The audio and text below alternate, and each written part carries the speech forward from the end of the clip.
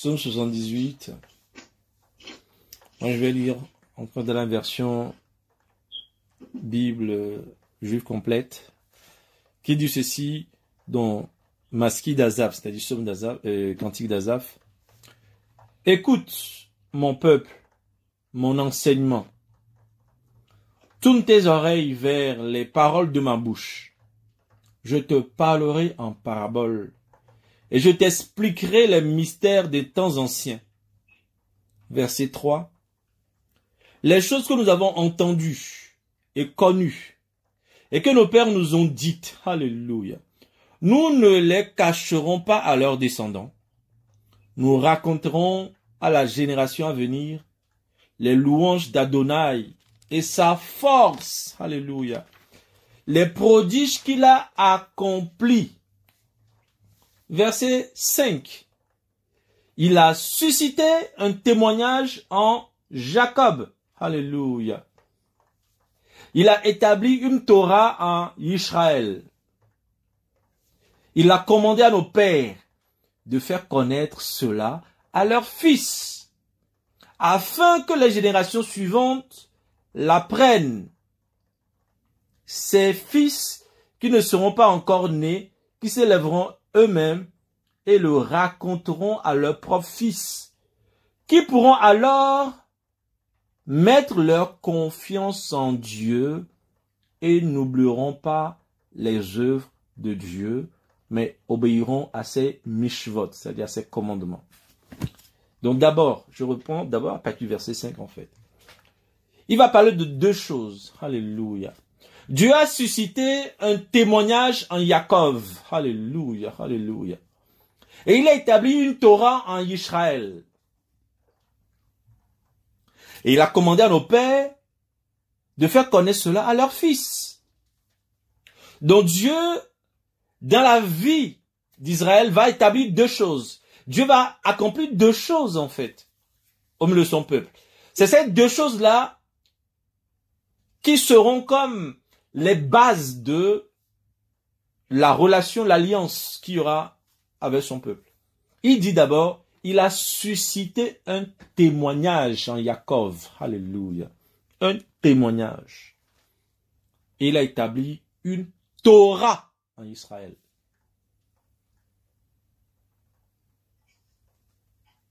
Le témoignage et la Torah. Le témoignage et la Torah. Et il a commandé donc à nos pères de faire connaître cela à leurs fils, afin que les générations suivantes l'apprennent, et que ceux qui ne sont même pas encore nés, qui se lèveront d'eux-mêmes et la racontent à leurs propres fils, qui pourront aussi alors mettre leur confiance en Dieu, et n'oublieront pas les œuvres de Dieu, mais obéir à ses mitzvot. D'abord, le verset 7, la première partie du verset 7, qui pourront alors mettre leur confiance en Dieu. Qu'est-ce qui va faire que ces gens-là mettront leur confiance en Dieu? Il y a deux choses. Le témoignage que Dieu a suscité en Jacob et la Torah que Dieu a donnée à Israël. Le témoignage et la Torah vont ensemble. Pourquoi? Parce que le témoignage, en fait, atteste que ce qui est dit dans cette Torah-là est vrai. Le témoignage contient les choses que l'Éternel a dit d'avance. Et donc le témoignage atteste que celui qui a dit, donné cette Torah-là, en fait est vrai. Parce que la Torah accomplit. La Torah est accomplie au travers du témoignage. S'il n'y a pas de témoignage, la Torah serait juste un livre comme tout livre. Un livre, n'importe qui peut se lever et dire, voici ma Torah. N'importe qui peut venir et puis donner des enseignements aux hommes. Mais là, il ne s'agit pas juste des enseignements, il ne s'agit pas juste d'une Torah tout seul, mais il s'agit d'une Torah accompagnée d'un témoignage. Alléluia. Alléluia. Si nous avons une Torah sans témoignage, on ne peut pas obéir à l'Éternel. Si nous n'avons pas une Torah sans témoignage, on ne peut pas suivre cette Torah-là. Voilà pourquoi il a d'abord suscité un témoignage en Jacob, alléluia, avant de donner une Torah à Israël. Le témoignage et la Torah. Dieu est en train de susciter un témoignage. Et de plus en plus, il va témoigner de ses promesses dans nos vies. De plus en plus, Dieu va incarner sa Torah dans nos vies. Alléluia. Il dit, eh bien, en fait, la chose qui fait que ces enfants-là qui n'ont pas connu le Dieu qui a sorti Israël d'Égypte, la chose qui fera que ces gens-là, ces enfants-là, vont mettre leur confiance en Dieu, eh bien, c'est le témoignage et la Torah. Et n'oublieront pas les œuvres de Dieu, mais obéiront à ses mishvot. Encore une fois, il y a un lien. Ils n'oublieront pas les œuvres de Dieu, mais ils obéiront à ses mishvot. Ses mishvot, c'est ses commandements. Autrement dit, c'est ces commandements qui sont dans la Torah. Pour obéir à la Torah, pour ne pas oublier la Torah,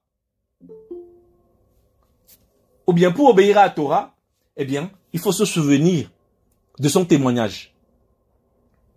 Il y a un lien fort, et c'est ça, c'est important de comprendre, de saisir ce lien. Il y a un lien entre le témoignage, les œuvres de Dieu, parce que c'est les œuvres de Dieu qui constituent ce témoignage-là. L'œuvre que Dieu a accomplie dans la vie de ses enfants, c'est cette œuvre-là qui devient le témoignage qui suscite dans la vie de ses enfants. Et c'est à cause de ce témoignage-là, donc, que ces enfants, en fait, vont obéir à ces mishvot. Donc, ça veut dire que le diable en est conscient. Donc, ce qu'il va faire, c'est de nous faire oublier le témoignage de Dieu. Pour que nous ne nous soumettions pas à ces mishvot. Pour que ces mishvot deviennent compliqués. Pour que ces lois, pour que sa Torah devienne difficile à suivre. L'oubli des œuvres de Dieu, ou l'absence des œuvres de Dieu dans la vie de quelqu'un, produira en fait la désobéissance à la parole de Dieu dans la vie de cette personne. Si nous voulons obéir à Dieu, si nous voulons garder la parole de Dieu, nous devons donc conserver le témoignage de la parole de Dieu dans nos vies.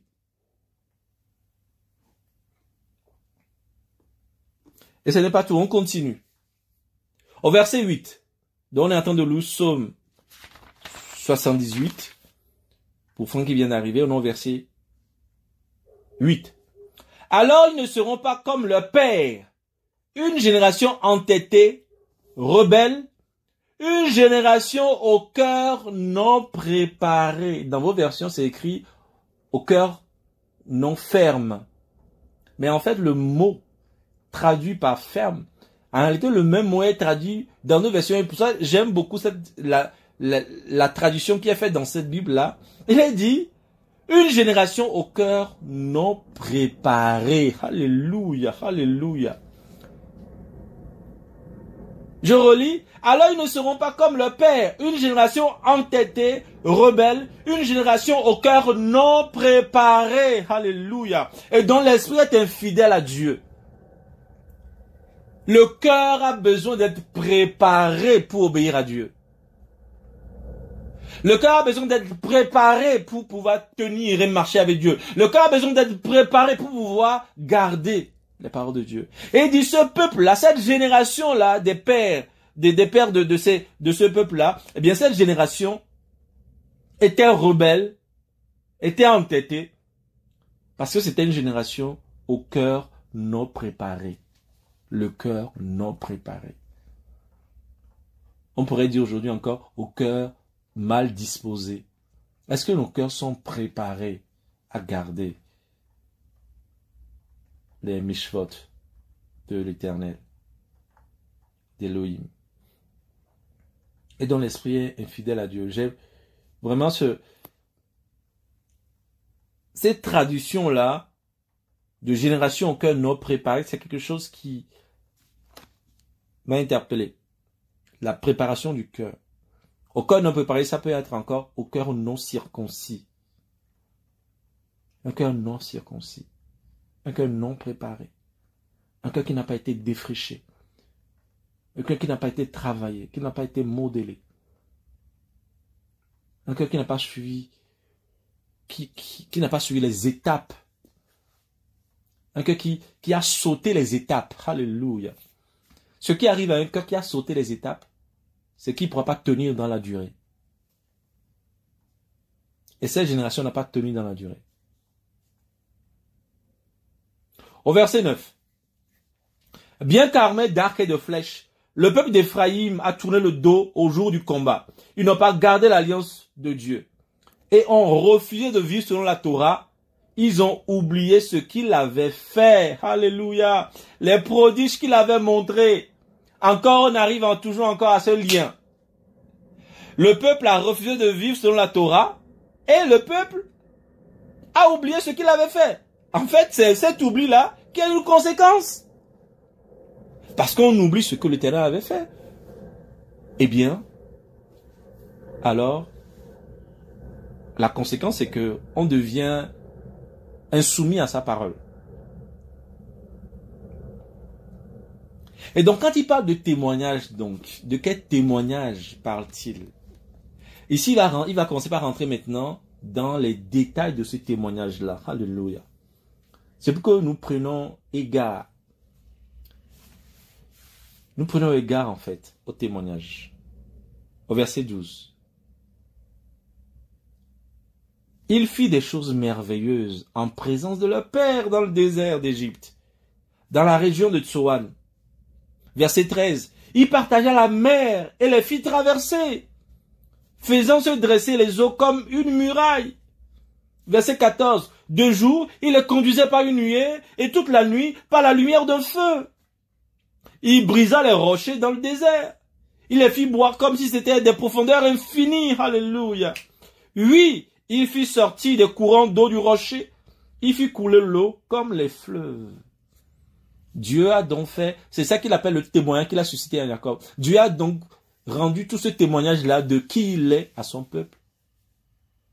Et malgré cela, son peuple a oublié toutes ces choses. Quand on dit oublier, c'est ne plus garder la foi, de ne plus croire en ces choses de manière ferme. Il a oublié. Il va d'ailleurs expliquer comment ils l'ont oublié. Il va l'expliquer tout à l'heure, par la suite. Mais réalisons déjà ce qu'il entend par ce témoignage. Quel est le témoignage que Dieu a suscité dans ta vie? Quels sont les premiers témoignages que tu as? As-tu d'ailleurs déjà des témoignages? Et peux-tu te rappeler des témoignages? Pendant qu'on parle de ces choses, j'invite chacun vraiment à se rappeler des témoignages que Dieu a accomplis dans sa vie. Parce que je me suis rendu compte que nous ne nous émerveillons pas assez. C'est pour ça que je dis que Dieu nous pardonne et que pendant la prière, vraiment, que Dieu nous amène à nous émerveiller devant ces merveilles, en fait, devant les prodiges qui font de nous. Que Dieu nous aide à prendre du temps pour nous émerveiller devant cela, les plus petites comme les plus grandes, et à le lever, à le bénir, à l'adorer, à le rappeler. Faut pas qu'on arrête de rappeler, en fait. Vous voyez, faut pas que Dieu fait quelque chose, on voit, puis on le bénit 2 jours, puis on oublie. Faut pas, en fait, que le témoin de Dieu soit quelque chose que, voilà, ça c'est fait, bon, on passe à l'autre. Ça c'est fait, bon, on passe à l'autre. Ça c'est fait, bon, on passe à l'autre. Non, non, non, non, non. Dieu ne donne pas de témoins pour qu'on passe à l'autre. C'est pour qu'on les garde. Alléluia. C'est pour qu'on les garde. Et on doit aller de temps en temps retourner à ces témoignages, retourner à cela. Et c'est pour ça que c'est bien. Il disait toujours à Israël, mais tu écris ce que je viens de faire au milieu de vous. Alléluia. Pour que le souvenir s'en conserve. Parce que quand le temps passe, le souvenir n'est plus aussi vivant. Alléluia. Écrivez-le pour que le souvenir s'en conserve. Quand Dieu vient te visiter, quand tu écris, quand tu donnes le récit de ce que Dieu a fait sur le coup, c'est merveilleux. Mais quand tu vas raconter la même chose des années après, ça peut perdre de ses merveilles. C'est pour ça qu'il disait, écrivez-le. Avant que le réveil que cela a créé dans vos cœurs ne s'en aille. Il faut que nous conservions, nous écrivions, pendant que nos cœurs sont réveillés, que nous écrivions les choses que Dieu a fait. que nous voyons Dieu faire. Il faut que nous les écrivions. Il faut que nous les mettions pour que les souvenirs s'en conservent. Alléluia. Il fait des choses, mais on s'en émerveille sur le coup, et puis on oublie après, et puis on retourne encore à nos lamentations, et puis on retourne encore à nos quotidiens, et puis on retourne à notre tralala. Les prodiges qu'il fait ne changent pas notre attitude, ne changent pas notre vie, ne changent pas notre consécration. Mais quel est donc le but de toutes ces choses? Si ce n'est pas pour nous amener à la repentance, pour nous amener à plus de consécration, pour nous amener à plus de détachement, pour nous amener à arrêter le train de notre vie, à savoir que l'Éternel est Dieu, à lui donner tout l'honneur qu'il lui faut.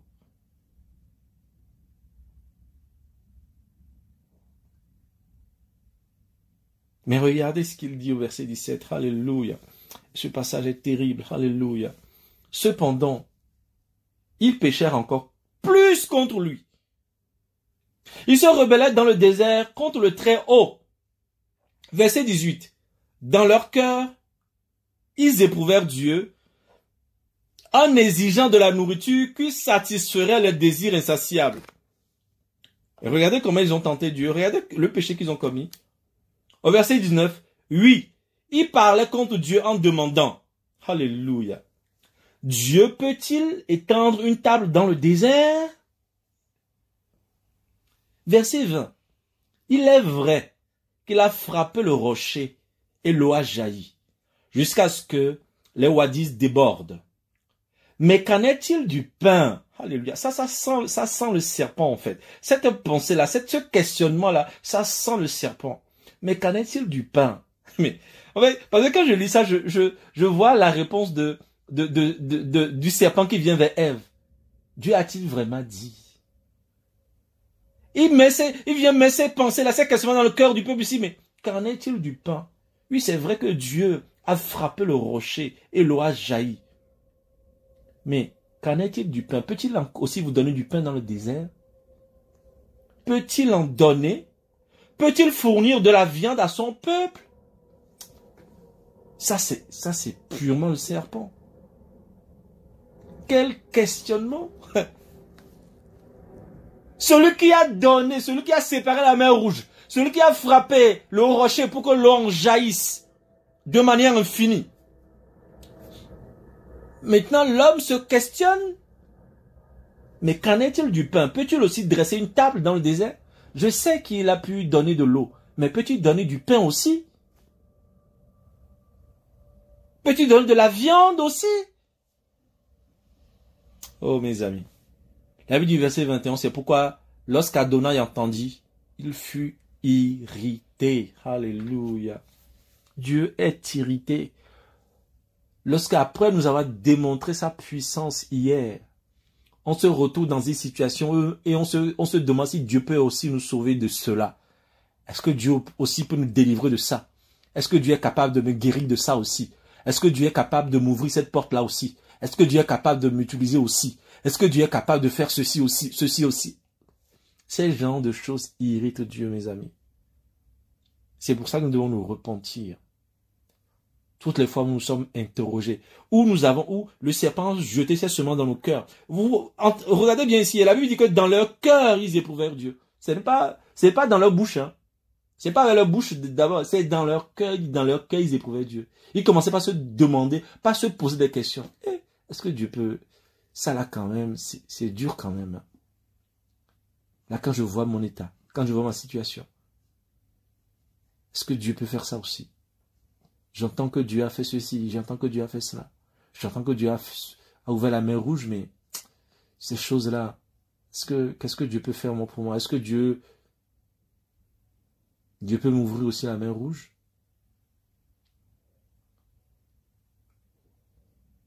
Il est vrai qu'il a frappé le rocher et l'eau a jailli jusqu'à ce que le wadis déborde. Mais qu'en est-il du pain? Tu as vu l'eau, mais tu te poses des questions sur le pain. Qu'as-tu vu hier? Et sur quoi te poses-tu des questions aujourd'hui sur le salut de Dieu dans ta vie? Alléluia. Ce qui se passe, c'est que le peuple n'a pas cru. C'est pour ça que je viens, c'est là où j'en viens. Et je pense que c'est ce que Dieu veut nous communiquer, ce que Dieu veut nous donner. Le peuple n'a pas cru à la puissance de délivrance de Dieu. Le peuple n'a pas cru au salut de Dieu. Et avant que vous ne veniez, pendant que j'étais tout seul, j'étais en train de prier, vraiment, je me disais, mais crois en mon salut, croyez en mon salut. Et c'est comme ça que vous, en fait, vous me faites plaisir lorsque vous croyez en mon salut. Je veux que vous puissiez croire en mon salut, que vous croyez que je peux sauver, que je sauve en fait, que croyez en mon salut. Voyez ce que j'ai fait hier, je peux le faire aujourd'hui. Croyez en mon salut. Yakosilaka, alléluia. Yasoki masala, alléluia. Croyez en mon salut, croyez, croyez, croyez, croyez, croyez, croyez en mon salut, alléluia. Yakobi masola, alléluia. Croyez en mon salut. Qu'y a-t-il devant toi? Qu'y a-t-il dans ta vie? Croyez, croyez, croyez, croyez, croyez, alléluia. Croyez en mon salut. Croyez en mon salut. Parce que le doute sur le salut de Dieu l'irrite. Lorsque nous doutons de son salut, ça l'irrite, ça l'irrite, ça l'irrite. Alléluia. Lorsque nous doutons de sa capacité à sauver, ça l'irrite. Ça l'irrite. Lorsque le doute veut se présenter, rappelons-nous de ce qu'il a fait. Rappelons-nous, rappelons-nous. Et ne nous rappelons pas pour nous interroger s'il peut aussi faire ça aujourd'hui. Rappelons-nous en forme de louange, pas en forme de doute ou d'interrogation, mais rappelons-nous sous forme de louange, rappelons-nous pour le louer. Croyons en son salut. Croyons en son salut. Crois au salut de Dieu. Je ne sais pas ce qu'il y a dans ta vie aujourd'hui. Je ne sais pas ce que tu attends. Quelle est l'attente qu'il y a dans ta vie? T'attends-tu de Dieu? Réalise, entre en toi-même et dis Seigneur, je crois, je veux te croire, je te crois, je te crois. Reçois cette parole avec joie. Dieu veut que tu crois en son salut. Alléluia. Il veut que tu crois, que tu crois, que tu crois, qu'il délivre réellement, qu'il sauve réellement, qu'il guérit réellement.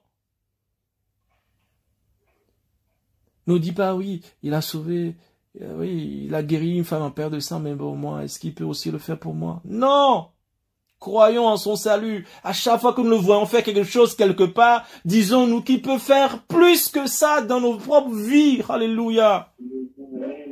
Amen. Peut faire plus que ça dans nos propres vies. Les choses qu'il a fait ne sont pas enfermées. Sa puissance n'est pas enfermée seulement dans son passage sur cette terre. La puissance de Jésus n'est pas enfermée dans les 33 ans qu'il a passé sur la terre. Croyons en son salut.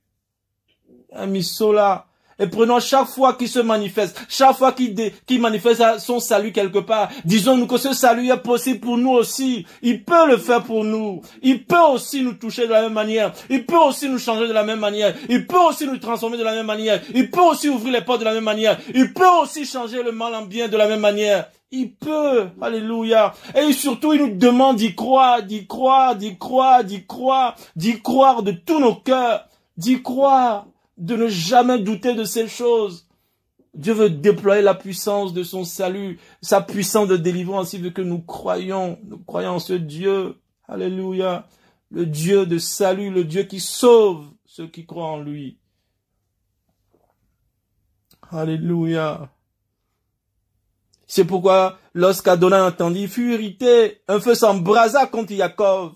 Sa colère s'accumula contre Israël. Car il n'avait aucune foi en Dieu. Alléluia. Aucune confiance dans son pouvoir de délivrance. Yakosilaka. Alléluia. Alléluia. Il n'avait aucune confiance dans son pouvoir de délivrance. C'est ça le sujet. Avons-nous confiance dans son pouvoir de délivrance? Croyons-nous à son pouvoir de délivrance? Croyons-nous que Dieu peut guérir encore aujourd'hui, que Dieu peut toucher encore aujourd'hui, que Dieu peut ouvrir les portes encore aujourd'hui, que Dieu peut changer toute nature, toute situation qui demeure dans nos vies. Croyons-nous à son pouvoir de délivrance. Dieu est irrité lorsque son peuple ne croit plus en son pouvoir de délivrance. Dieu est en acte contre son peuple lorsque son peuple ne croit plus que Dieu peut délivrer.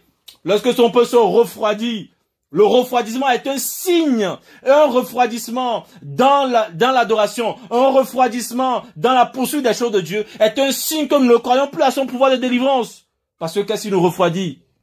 C'est le fait de ne pas voir les choses. C'est une chose d'être faible, mais c'est une autre de ne pas soupirer à Dieu dans son cœur.